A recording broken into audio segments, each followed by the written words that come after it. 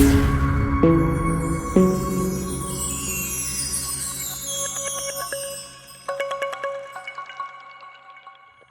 what's up everybody? This is a quick tip on how to remove the radiator fan from a 2007 and up S550. We're talking about a W221.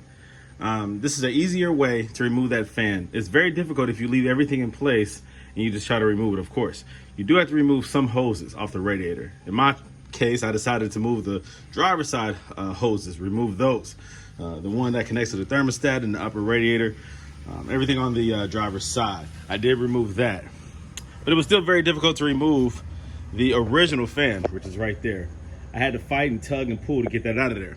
What you do risk is tearing up other hoses and components and even piercing the radiator. You don't want to do that. You want to be very careful when removing it.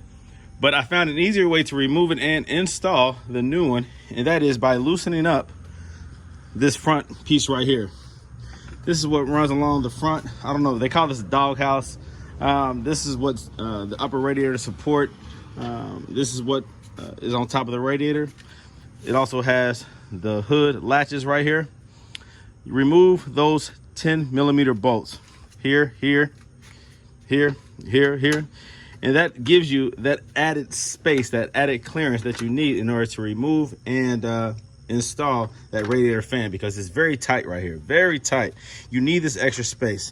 It gets caught right here on this blower, it gets caught right here on this oil cooler, it gets caught right here on this power steering reservoir.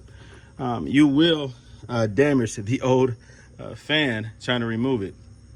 It's cosmetic, but still, nonetheless, you don't want to go through all that. You want to do it the easiest, most effective way, and this is how you do it. So remove this right here, not completely, but loosen it up so that it flexes and you can have that extra space. You're gaining about 1.5 inches, almost 2 inches of clearance, okay, when you do that. And that makes the world of a difference. All right, guys, so that's my tip on removing that radiator fan. In my case, the radiator fan was no longer functioning properly. You tap it and it starts to spin, but on its own, it would not spin. And so it was causing my engine to begin to warm up.